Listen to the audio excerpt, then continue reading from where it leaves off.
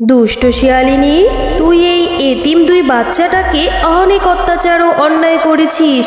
তোকে এবার তোর প্রাপ্য শাস্তি পেতেই হবে। এই নে, এবার মজা বুঝ। ওরে বাবারে, ওরে মারে, আমার গাটা যে জ্বলে যাচ্ছে। আমাকে ছেড়ে দাও জাদুর গাছ, আমি আর কখনো ওদের সাথে এরকম করব না।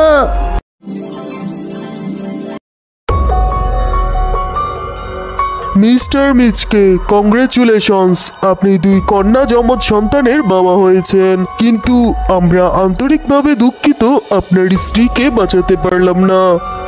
মিচকে শিয়াল পেশায় ছিলেন একজন রিক্সা চালক। সে রিক্সা চালিয়েই তাদের জীবিকা নির্বাহ করতেন।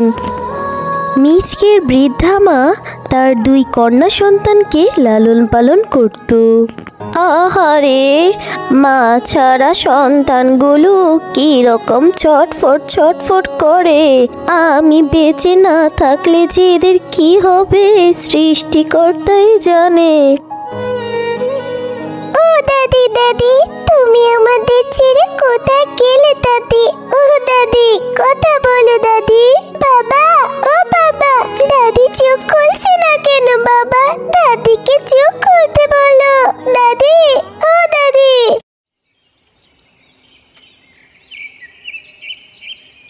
এই রুম্পা, তুই আমার পুতুল দিয়ে কেন খেলেছিস? তোকে না বলেছি আমার পুতুল দিয়ে খেলতে না? খেলেছি, বেশ করেছি। কি করবি তুই? দাঁড়া, তোকে আমি কামচি দিয়ে দিচ্ছি। তুই আমাকে কামচি দিবি, আমিও তোকে কামড়ে দিচ্ছি, দাঁড়া।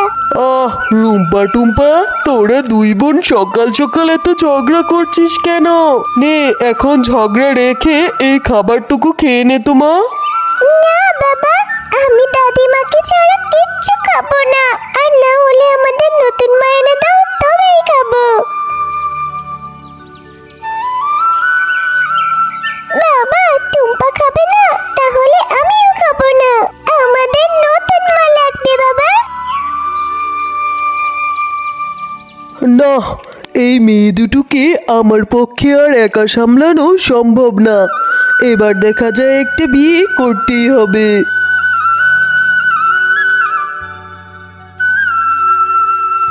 ওগো, তোমার কাছে আমার একটাই অনুরোধ, আমার এই মাহারা মেয়েদের তুমি কখনো অবহেলা করো না, ভালোবাসা দিয়ে আগলে রেখো।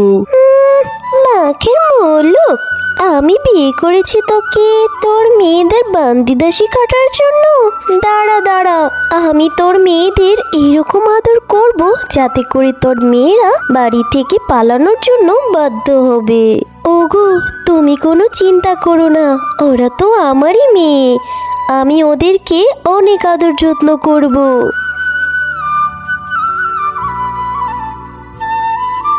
শেফালি, আমি একটু রিস্কাটা নিয়ে বের হচ্ছি।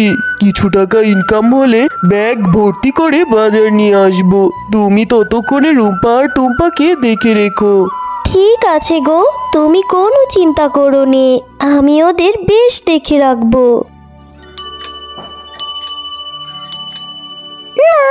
ও মা, আমাদের অনেক ক্ষুধা লেগেছে, আমাদের কিছু একটু খেতে দাও না মা। মলজা, সকাল না হতে হতেই সতীনের মেয়েরা এসেছে জ্বালানোর জন্য। এই কিসের খাবার রে? সকাল থেকে যে ঘরে এত কাজ পড়ে রয়েছে, সেই খেয়াল কি আছে তোদের? যা যা, ঘরে যে কাজগুলো পড়ে রয়েছে কাজগুলো সম্পূর্ণ শেষ কর, তবেই তোদের খাবার মিলবে। টুম্পা, মা আমাদের সাথে এরকম কেন করে রে? জানিস বোন, আমার না অনেক ক্ষুধা লেগেছে, অনেক কষ্ট হচ্ছে। এই তো বোন, আমার সব কাজ শেষ, এবার চল মায়ের কাছে যেয়ে খাবার চাই। মা, ও মা, আমরা ঘরের সম্পূর্ণ কাজ শেষ করেছি মা, এবার অন্তত আমাদের খাবার দাও। এই, তোরা এত খাবার খাওয়ার জন্য উতালা হয়ে পড়িস কেন রে? তোদের মরা দাদি কি তোদের শুধু খাবারই খাইয়েছে, আর কি কোনো কাজ কাম শিখায়নি? মা, তুমি আমাদের মরা দাদিকে নিয়ে এভাবে বলছো কেন? আমার বাবা আসলে কিন্তু আমরা সব বলে দেব। এত বড় সাহস হয়েছে তাই না? তোদের বাবার কাছে নালিশ দিবি আমার নামে? ঠিক আছে দে, সমস্যা নেই, তোদের সহ তোর বাবাকে তোদের মরা দাদির কাছে পাঠিয়ে দেব। টুম্পা রুম্পা কোথায় গেলি রে মা? দেখে যা, তোদের জন্য আমি কত বাজার করে নিয়ে এসেছি।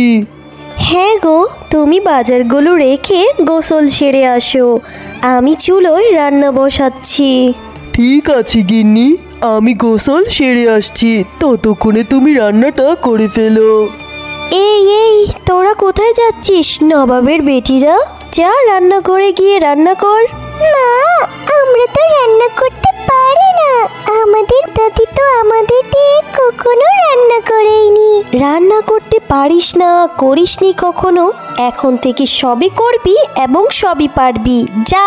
টম্পা, এই টম্পা, আমার হাত তো জ্বলে যাচ্ছে রে বোন। আমার হাতে তো গরম পানি ছিটে এসেছে।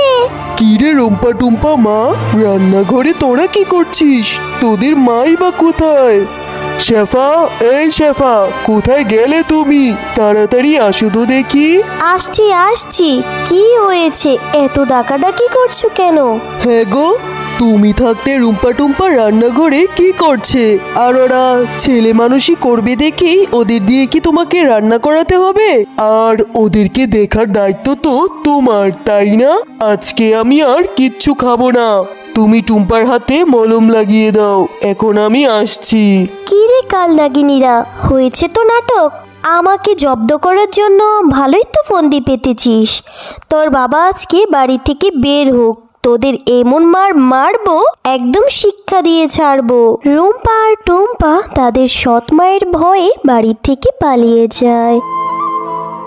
হাঁটতে হাঁটতে তারা জঙ্গলের দিকে চলে যায়। কি গো, রুম্পা টুম্পা কোথায়? ওদের তো কোথাও দেখছি না। আমি কিভাবে জানবো গো সে কথা? তোমার মেয়েরা যা দুষ্ট হয়েছে না, দেখো কোথায় গিয়ে খেলছে। তারপর মিচকে শিয়াল রিস্কা নিয়ে বের হয়ে যায় তার মেয়েদের খোঁজ করতে।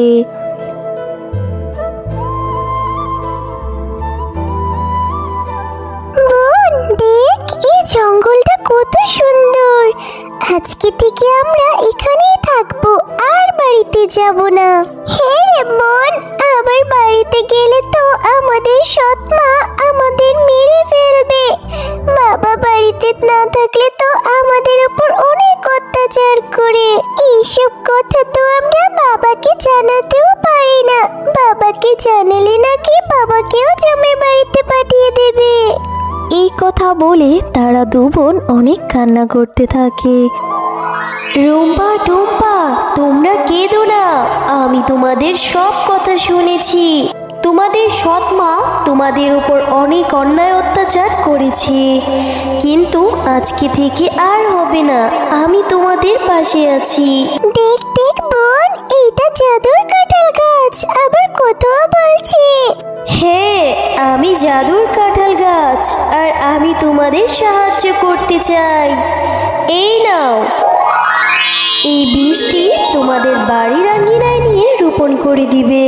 কিন্তু কাঁঠাল গাছ রানী, এই চারা গাছটি দিয়ে কি হবে? ওটা তোমরা আমার উপরেই ছেড়ে দাও, আমি তোমাদের সৎ মাকে সাহায্য করব। এরপর রুম্পা টুম্পা কাঁঠাল গাছটির বীজ নিয়ে তাদের বাড়ির আঙিনায় রোপণ করে দেয়। কি রে কাল নাগিনীরা, আবার আসলি কেন আমার সুখের সংসারে আগুন লাগাতে? তা তোদেরই তো থাকার জন্য ঠাঁই মিলে না, আবার সাথে করে একটি কাঁঠাল গাছের চারা নিয়ে এসেছিস। মা, এইটা সাধারণ কোনো কাঁঠাল গাছ না, এইটা যে সোনার কাঁঠাল গাছ। এইটা থেকে যত কাঁঠাল হবে সব সোনার। আমরা তো তোমার ভালোর জন্য নিয়ে আসলাম মা। ও মা, তাই নাকি? এইটা সোনার কাঁঠাল গাছ? ঠিক আছে, আয় বাছারা, আজকে থেকে আমি তোদের অনেক আদর করব।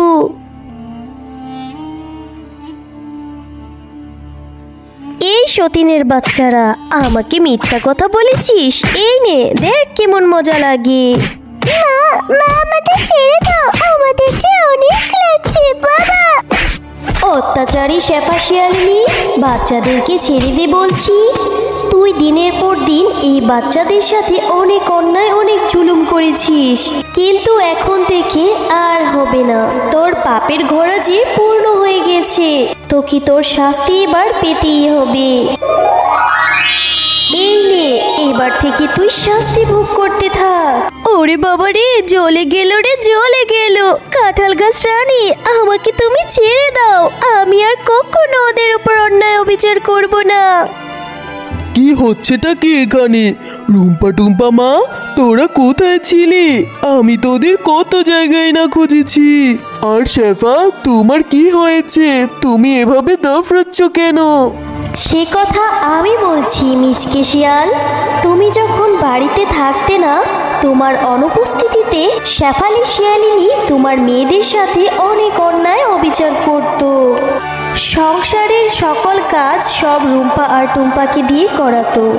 ওরা প্রতিনিয়ত সব কিছুই মুখ বুজে সহ্য করে যেত। তোমাকে কিছু বলতেও সাহস পায় না, কারণ তোমাকে মেরে ফেলার হুমকি দিয়েছিল। ওরা এক পর্যায়ে আমার বনে গিয়ে আশ্রয় নেয়, আর ওদের দুঃখের কথা শুনেই আমার চোখ খুলে যায়, আর আমি ওদের সাহায্য করার জন্য এখানে আসি।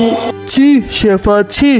তুমি আমার মেয়েদের সাথে এরকম করতে, তোমার এই শাস্তি হওয়াই ঠিক আছে। হ্যালো বন্ধুরা, গল্পটি ভালো লেগে থাকলে চ্যানেলটি সাবস্ক্রাইব করে দিবেন এবং পাশে থাকা বেল আইকনটিতে প্রেস করে আমার পাশেই থাকবেন। ধন্যবাদ।